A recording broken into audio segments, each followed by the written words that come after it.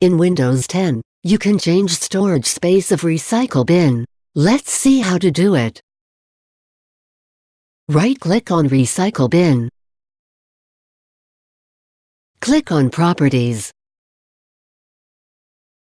Select the drive for which you want to change storage space. Make sure that Radio button present before Custom Size is clicked.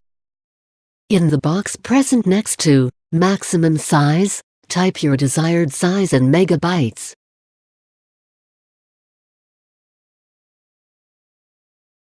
Click on Apply. Click on OK. Now, Recycle Bin storage space has changed. To check out more tech videos, click here.